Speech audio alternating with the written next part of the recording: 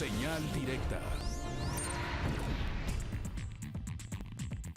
En señal informativa vamos a la línea telefónica. Nos da gusto saludar al doctor Antonio Gómez Reina con su comentario de esta mañana. Doctor, buen día y buen año.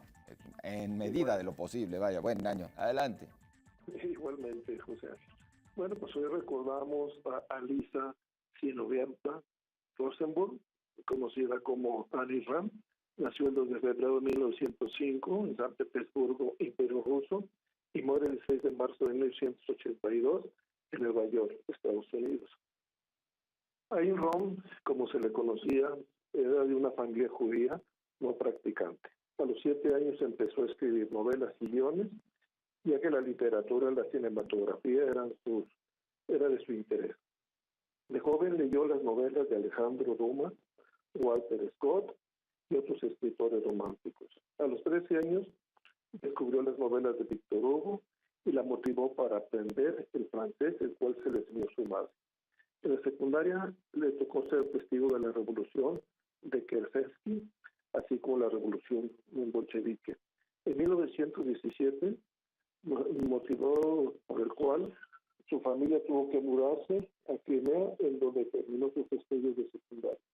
Posteriormente regresó a San Petersburgo e ingresa a la Universidad Estatal de San Petersburgo, donde se gradúa en 1924 en Filosofía e Historia. También se inscribe este año al Instituto Estatal de Artes Cinematográficas, donde aprende a escribir guiones. Y publica un folleto sobre la actriz Paula Negri en 1925. Ese año sale de Rusia para visitar a unos parientes en Chicago. A sus 21 años decide quedarse en Estados Unidos y adquiere la nacionalidad estadounidense en 1931.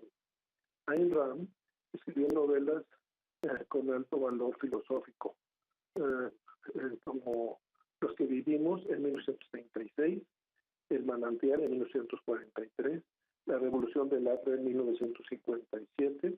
Escribió obras de ficción como La noche del 16 de enero en 1934, Vivir hoy, ¿no? También se conoce así, en 1938, así como diferentes ensayos.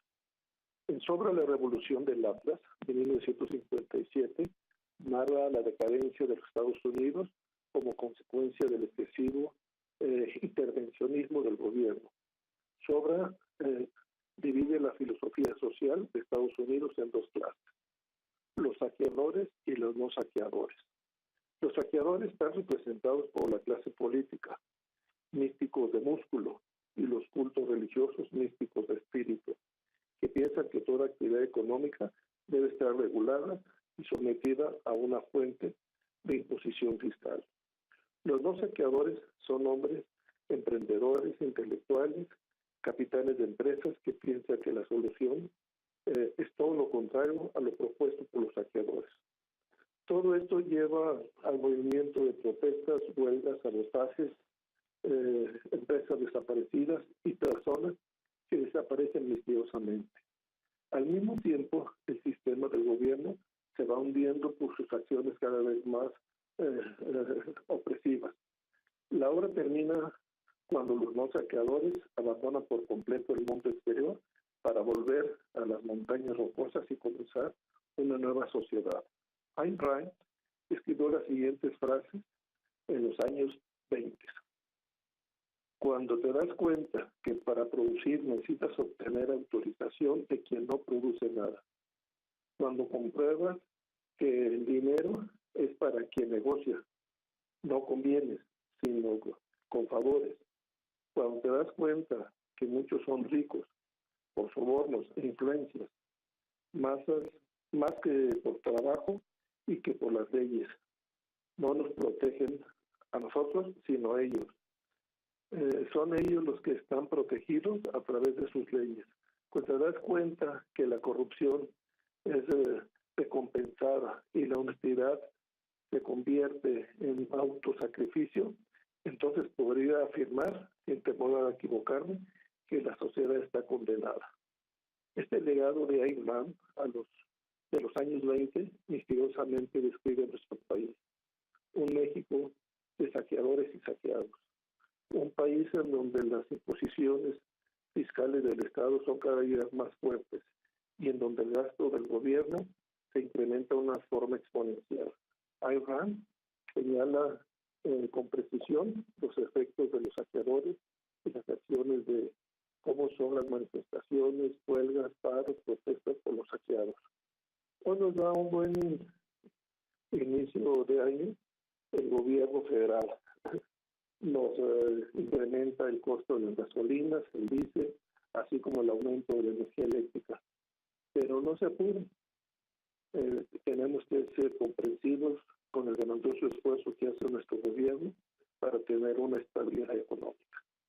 Y me pregunto, ¿y la estabilidad social dónde queda? O quizás nuestro presidente ya nos informó que habrá apoyos para las clases más desprotegidas. Y la pregunta, ¿a qué clases desprotegidas se refiere? ¿Sea a la que tiene un salario mínimo, a los que tienen que utilizar el transporte colectivo, a los que tienen que buscar cómo comprar una canasta básica? ¿Sabrán las autoridades de los energéticos, gasolina, electricidad, gas, que utilizan las cadenas productivas y que directamente o directamente impactan sobre los aumentos y como cascada será un efecto inflacionario? En su informe del año nuevo dice que son precios internacionales, el ejemplo de que miente o dice verdades a medias. Es el caso de la gasolina Magna, en donde pagamos 43% del precio de referencia internacional, un 26% de impuesto especial a la producción y servicios, que se conoce como IEPS, un 14% al margen comercial, o sea que viene siendo la merma del costo del transporte, y un 17% de IVA más otros conceptos. O sea que si quitamos el 26% del IEPS, estaríamos pagando gasolina Magna sobre 10 pesos el litro. Pero en fin, se embolsarán sobre 240 mil millones de pesos este 2017. Y lo de las reformas, mejor ni hablamos.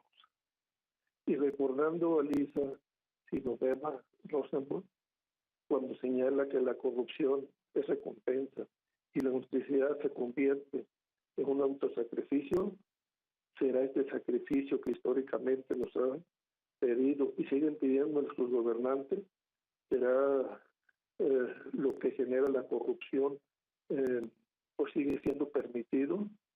La pregunta o reflexión será sobre cuántos gobernantes andan huyendo y cuántos siguen aquí saqueando. Y hasta aquí mi comentario esta semana. Gracias. Política, una clase política, doctor Gómez Reina, que lamentablemente no alcanza todavía a captar el mensaje, no le cae el 20 respecto a lo que le está diciendo ya la ciudadanía, que pues cada vez menos cree en ellos y en sus acciones y que les está exigiendo o que le bajen de tono o simplemente pues buscarían algunas otras alternativas. Ya no basta con decir simplemente nos vemos en las elecciones y por lo tanto tendrían que estar replanteándose todo su proceder. Claro, o sea, la estabilidad económica pues es la que ellos dicen que se requiere, pero la pregunta es la estabilidad social, ¿qué va a suceder? Ya estamos viendo manifestaciones por todos lados. El gasto público pues es diferente. Hay que recordar que el dinero lo genera la clase trabajadora.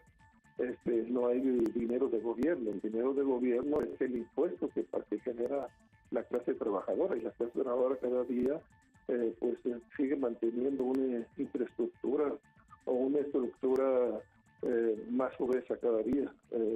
Hay que recordar aquellas ofensas cuando algunos funcionarios, diputados o senadores, se dan unos bonos extraordinarios, mientras que la gente no tiene ni siquiera para poder abastecer su canasta básica. Así es. Pues, doctor Gómez Reina, nosotros agradecidos por el comentario. Y bueno, pues nada más reiterar, en medida de lo posible, un buen año en 2017 que esperemos se componga al menos poquito. Igualmente, pues lo deseamos a todas las personas y a ustedes muy en especial. Gracias. Fuerte abrazo, muchas gracias. Es el doctor Antonio Gómez Reina con su comentario esta mañana aquí en Señal Informativa. Nos vamos a la pausa, enseguida continuamos.